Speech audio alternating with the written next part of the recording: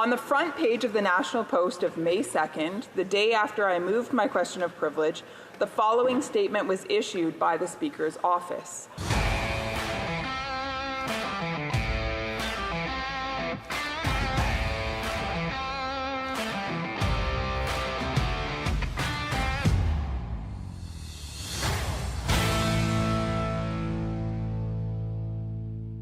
Welcome back to Northern Perspective, everyone. I'm Cypher. And I'm Fox. As all of you know, Conservative MP Rachael Thomas was kicked out of Parliament last week despite complying with Speaker Fergus's instructions, and then she raised a question of privilege 24 hours later about the fact that her statements were deliberately removed when being transcribed into Hansard, which is the official parliamentary record. We also saw Pierre Poilievre kicked out of Parliament, despite complying with the Speaker, which prompted former NDP leader Tom Mulcair to call for Fergus's resignation because he felt that he was showing blatant bias towards the Liberals. Now, Rachael Thomas rose again to add to her question of privilege, focusing on the Speaker, Greg Fergus. What the heck did he do now? Let's take a look. The Honourable Member for Lethbridge. Thank you, Madam Speaker. Madam Speaker, I rise to add to the question of privilege that I raised on May 1st concerning the removal of my words from the Hansard. The question that I submit to you today is the following. Is it appropriate for the Speaker of this place, the House of Commons, or those authorized to speak on his behalf, to comment publicly on a question of privilege that is before him for adjudication? Now, I'd like to explain why I put forward this question. It has come to my attention that the office of the Speaker did in fact comment to the media regarding my question of privilege. In fact, multiple articles, including one that I have here on the front page of the National Post. She's not to point to articles and hold them up because it then becomes a prop. So if the Honourable Member can just keep on with her point. So the Deputy Speaker is correct in this case, that you are not permitted to hold up anything that you may be referring to or reading from. If you're reading from something, it has to be down in front of you. You can't hold it up for the other MPs or the Speaker to look at. Yeah, because otherwise it becomes a prop, which means, well, I think everybody knows what a prop is, but the intent is to try to keep the dignity of the House and not, bring in props that could be, regarded as adding to theatrics of what you're trying to do. You have to kind of stick to the business. Now, discussion and arguments can be made about the behavior that goes on in the House and adding to theatrics, but that's a different discussion altogether.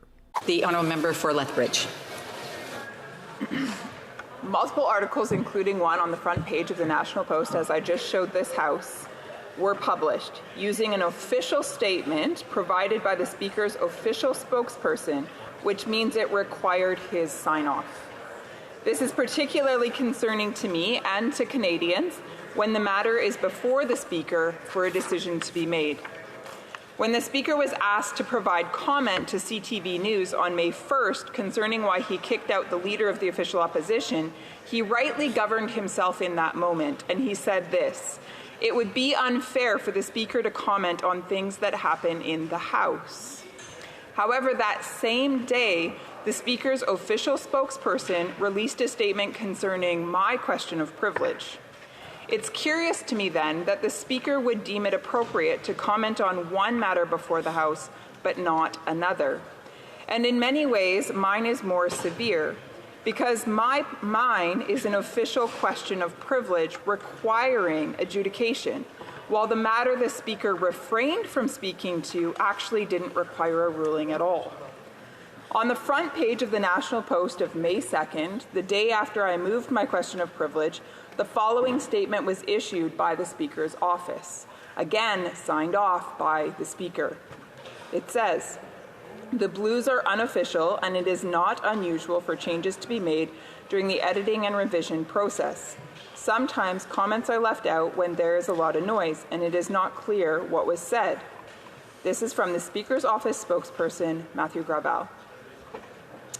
In the Speaker's own words, I will repeat them. He said, "It is unfair for the Speaker to comment on things that happen in the House." Yet, his office released an official statement. So, the question I leave with the Speaker for consideration today is this: why was an official statement concerning my question of privilege issued to the media?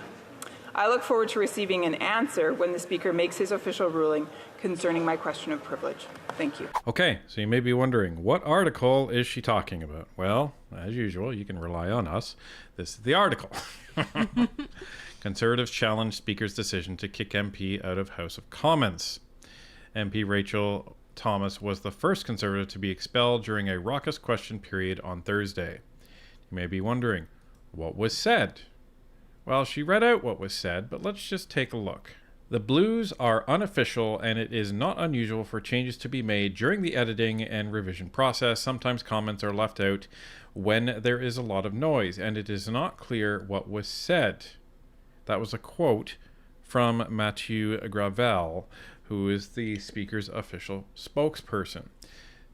So then we got to thinking, okay, so what?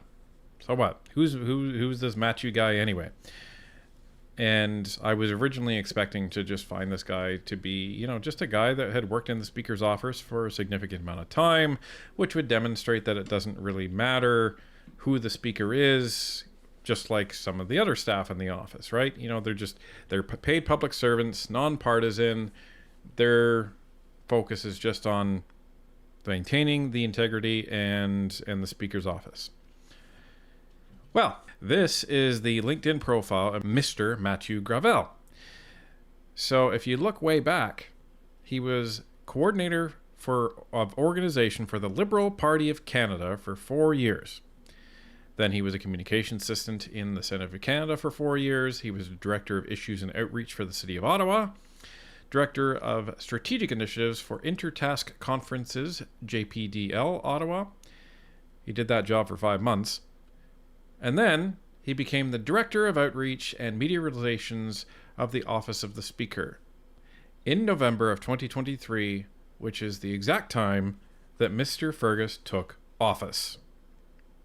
So it's safe to assume that he was hired by the Speaker, Greg Fergus. What's the other problem with what was said? Well, here's the thing, because it's a spin, and the Speaker's office is not supposed to be providing any spin. Well, they're not supposed to be partisan at all. Right. And as we heard during the previous statement of Rachael Thomas, she had a copy of the Blues from that day. Now remember, the Blues is the official transcript, or the unofficial transcript, from that day in Parliament. And then what happens is that transcript is then given to a team, and then they make sure that everything is transcribed properly. They clean it up. They take out the ahs and the ums, like Fox has said before, and they make it more readable for the general public. But what they cannot do is take anything out that changes the meaning of what was actually said. So what was in the Blues, because Rachael Thomas had them, she read it out, which was in there, is when she said, "I withdraw," which is what the Speaker asked her to do. Now, what was in Hansard, which is in our last video, if you want to go and watch that, was the absence of "I withdraw" when it made it into Hansard. Which is the official parliamentary transcript. So when you have the Speaker's office saying, well, the Blues are unofficial and it's not unusual for changes to be made. Sometimes comments are left out, when there's a lot of noise and it's not clear what was said. That's a blatant spin, because the problem is it was in the Blues. Well, and that's why this is so suspicious, because not only did the Speaker's office feel the need to comment on this specific situation, the Blues also had the words "I withdraw" attributed to Rachael Thomas, whereas the official Hansard did not. If they didn't hear it, or if it was inaudible, it wouldn't have been in the Blues to begin with. Which would have made sense why it didn't make it into Hansard, and there wouldn't have been a question of privilege raised, because it would have just been attributed to it was inaudible, so of course it wouldn't have made it into Hansard because it wasn't even in the Blues. But it was in the Blues, therefore it was audible. Right. And you can go back and watch our old video on this, and you can hear it too. It's very clear. So that means when when it's deposited into Hansard, someone had to remove the words "I withdraw." Now, I don't know what the threshold is for Hansard. From what I understand, though, they take the blues and they just clean it up. As I've said before, they take out the ums, the ahs, the things that are not quite clear. But I find it very difficult to believe that the folks at Hansard, who are very good at what they do, I find it very hard to believe that they would just go, oh, well, even though it's written down, I can't really hear it that well, so I'm going to take it out. I don't think that's proper procedure, and I don't think that's what happened here. Well, and we actually had a comment on that video from someone who says they actually know people that work in Hansard, and he agreed with us in that they take a lot of pride in what they do, and this would have had to have been requested by somebody. So take that with a grain of salt, but it just adds to the suspicion that something was happening here, and it looks like Fergus was probably involved in it.